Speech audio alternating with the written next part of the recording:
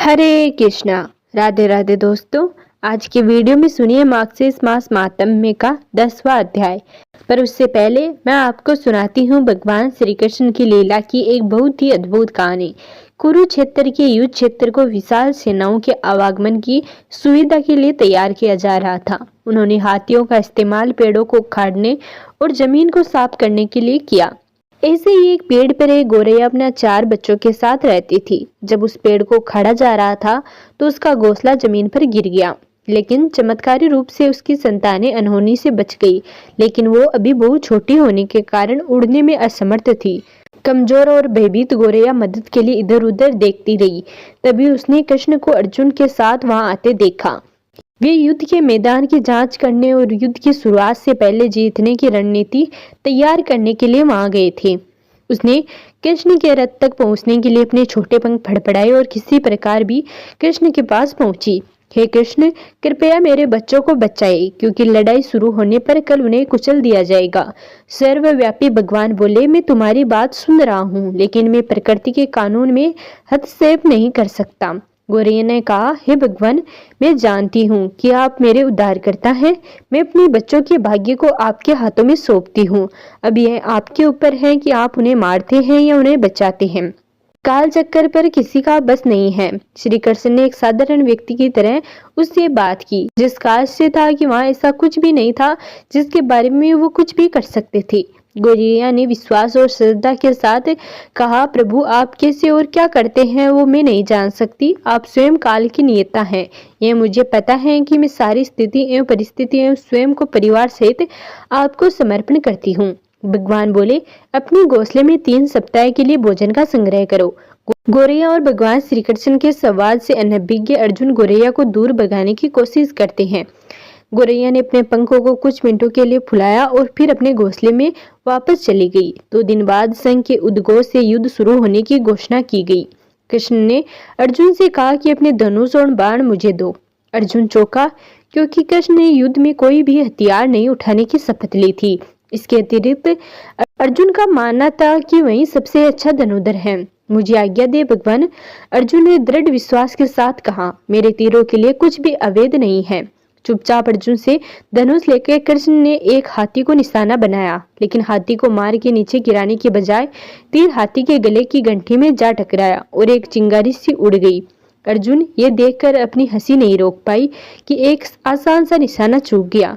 क्या मैं प्रयास करूं? उसने स्वयं को प्रस्तुत किया। उसकी प्रतिक्रिया को नजरअंदाज करते हुए भगवान श्री कृष्ण ने उन्हें धनुष वापस दिया और कहा कि कोई और कार्रवाई आवश्यक नहीं है। लेकिन केशव, आपने हाथी को क्यों तीर मारा? अर्जुन ने पूछा। क्योंकि इस हाथी ने उस गौरैया के आश्रय उसके घोंसले को जो भी एक पेड़ पर था उसको गिरा दिया था। कौन सी गौरैया? अर्जुन ने पूछा। इसके अतिरिक्त हाथी तो अभी स्वस्थ और जीवित है, लेकिन घंटी टूटकर गिरी है। अर्जुन के सवालों को खारिज करते हुए भगवान श्री कृष्ण ने उसे शंख फूंकने का निर्देश दिया। युद्ध शुरू हुआ। अगले 18 दिनों में कई जाने गई। अंत में पांडवों की जीत हुई। एक बार फिर भगवान श्री कृष्ण अर्जुन को अपने साथ सुदूर क्षेत्र में भ्रमण करने के लिए ले गए। कई सब अभी भी वहां हैं, जो उनके अंतिम संस्कार का इंतजाम कर रहे हैं। जंग का मैदान गंभीर रंगों और सिर बेजान सीढ़ियों और हाथियों से अटा पड़ा है। कृष्ण एक निश्चित स्थान पर रुके और एक घंटी जो कि हाथी पर बांधी गई थी उसे देखकर विचार करने लगे। अर्जुन, उन्होंने कहा, क्या आप मेरे लिए यह घंटी उठाएंगे और इसे एक तरफ रख देंगे? निर्देश बिल्कुल सरल था, परंतु अर्जुन के समझ में नहीं आया। आखिरकार विशाल मैदान में जहाँ बहुत सी अन्य चीजों को साफ करने की जरूरत थी, भगवान श्री कृष्ण ने उसे धातु के एक टुकड़े को रास्ते से हटाने के लिए क्यों कहेंगे? उसने प्रश्नवाचक दृष्टि से उसकी ओर देखा। हाँ, यह घंटी, कृष्ण ने दोहराया। हाँ, यह वही घंटी है जो हाथी के गर्दन पर पड़ी थी, जिस पर मैंने तीर मारा था। अर्जुन बिना किसी और सवाल के भारी घंटी उठाने के लिए नीचे झुका। जैसे ही उन्होंने इसे उठाया, उसकी हमेशा के लिए जैसी दुनिया बदल गई। 1, 2, 3, 4 और 5 4 युवा पक्षियों और उसके बाद एक गौरैया उस घंटी के नीचे से निकले। बाहर निकल के माँ और छोटे पक्षी कृष्ण के गिर्द मंडराने लगे।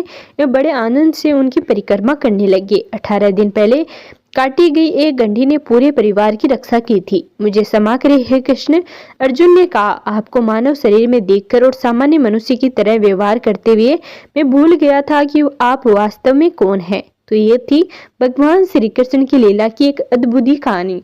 अब सुनिए मार्गशीर्ष मास महात्म्य का आज का अध्याय। ब्रह्मा जी कहने लगी, हे प्रभु, नैवेद्य अर्पण करने के पश्चात मार्गशीर्ष माह में मनुष्य का क्या कर्तव्य है, सो आप मुझसे कहिए। भगवान कहने लगे कि भोजन करने के पश्चात कपूर सुवासी जल से आचमन करावे और जल तथा चंदन हाथ शुद्ध करने के लिए देवे और मुख शुद्धि के लिए तांबूल अर्पण करे। उसके पश्चात पुष्पांजलि देकर भक्ति दर्पण दिखावे, फिर कपूर का निराजन करे तथा सामर्थ्य रहने पर मुकुट आदि भूषण अर्पण करे और छत्र चम्मर अर्पण करे। प्रसन्न मुख श्याम सुंदर शरीरधारी प्रभु का ध्यान करके स्रोत आदि से जप करे। शंख चांदी की बनी हुई माला तथा सुवर्ण की माला या कमल के सुंदर मुख की मोती तथा मणि की इंद्रक्ष की माला से जप करे। चलता हुआ, हंसता हुआ, इधर उधर देखता हुआ, पैर पर पैर रखकर, सिर पर हाथ रखकर, खड़ा होकर अशांत मन से विद्वान कभी जप न करे। जप व्रत होम पूजन आदि में मौन रहकर ग्रह में जप का 1 गुणा, गौशाला में 10 गुणा, नदी के किनारे पर 100 गुणा, अग्निहोत्रशाला में 1000 गुणा और तीर्थ आदि में जप करने से 1000 गुणा फल होता है तथा मेरे सामने जप करने से अनंत फल होता है।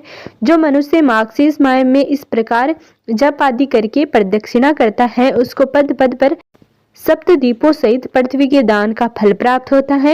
मेरे सहस्त्र नाम अथवा केवल एक नाम को पढ़ता हुआ प्रदक्षिणा करता है उनके महापाप भी नाश हो जाते हैं और संत द्वीप सहित पृथ्वी की प्रदक्षिणा का फल प्राप्त होता है। मेरी 3 बार प्रदक्षिणा करने से 7 दिन के पापों का नाश हो जाता है और 10 दिन के दैहिक पापों का नाश उसी समय हो जाता है। जो भक्ति से 21 बार प्रदक्षिणा करता है उसके भूण इत्यादि पापों का उसी समय नाश हो जाता है। जो 108 बार प्रदक्षिणा करता है वह दक्षिणा से ही समस्त यज्ञों का फल प्राप्त कर लेता है और इतनी ही बार पृथ्वी की प्रदक्षिणा के फल का भागी हो जाता है। माता की प्रदक्षिणा, पृथ्वी की प्रदक्षिणा और शालिग्राम की प्रदक्षिणा ये तीनों समान फल देने वाली है। मार्गशीर्ष माह में 1 दंडावत प्रणाम और 7 प्रदक्षिणा बराबर नहीं है, किंतु प्रदक्षिणा से दंडवत प्रणाम श्रेष्ठ कहा गया है। जो प्राणी प्रदक्षिणा के साथ साथ मुझको दंडवत प्रणाम करता है, विशेषकर मार्गशीर्ष माह में वह कल्प वृक्ष तक स्वर्ग का वास करता है और कल्प के पश्चात वह चक्रवर्ती राजा होता है। चिरायु, धनवान तथा सुख भोगने वाला दानवान और धर्मात्मा होता है तथा सहस्त्र नाम के पाठ से काया, वाणी और मन तीनों प्रकार से किए गए पापों का नाश रहता है। अब अधिक कहने के लिए क्या मैं तुमको अत्यंत गुप्त बात कहता हूँ कि मुझको दामोदर नाम से अति प्रीति है, क्योंकि जिस समय गोकुल में मेरी माता यशोदा ने दधी के पात्र फोड़ने से मुझको उखल के साथ रस्सी से मजबूती से बांधा था, उसी समय से मेरा यह नाम प्रसिद्ध हुआ। जो मनुष्य प्रतिदिन पवित्र तथा एकाग्र चित्त से नमो दमोदराय इस मंत्र का सूर्योदय होने पर 3 बार जप करता है और 3500 जप करता है और 3.5 लाख जप पूरा करके उसका उद्यापन, तदसांश तर्पण, तदसांश मार्जन और तदसांश ब्राह्मण भोजन करावे, जो इस विधि से इस मंत्र का जाप करता है, मैं उसके मनोवांछित फल, धन, दाने, स्त्री, पुत्र और जो भी वस्तु अभिष्ट हो देता हूँ। यह मंत्रों का राजा है। मैंने तुमसे मन, कर्म, वचन से सत्य कहा है, तुम मेरे वचनों का विश्वास करो। हे पुत्र दामोदर नारायण, मैं इस मंत्र राज को पढ़ता हुआ अष्टांग सहित मुझको प्रणाम करे। दोनों हाथ, दोनों पैर, दोनों घुटने, छाती, सिर और मन, इनको साष्टांग कहते हैं। मेरे दोनों चरणों पर परस्पर दोनों हाथ और सिर रखकर, अर्थात दाहिने हाथ से बायां और बाएं हाथ से दाहिना चरण स्पर्श करता हुआ अपने सिर को मेरे चरणों में रखे और कहे कि भगवान संसार सागर के मृत्यु रूपी ग्रह से भयभीत होकर आप शरणागत हूँ, आप मेरी रक्षा करें। फिर मुझको प्राप्त आशीर्वाद को ग्रहण करिए। मंत्रहीन यह मंत्र पढ़े, अर्थात मंत्रहीन, क्रियाहीन होकर मैंने आपका यह पूजन किया है।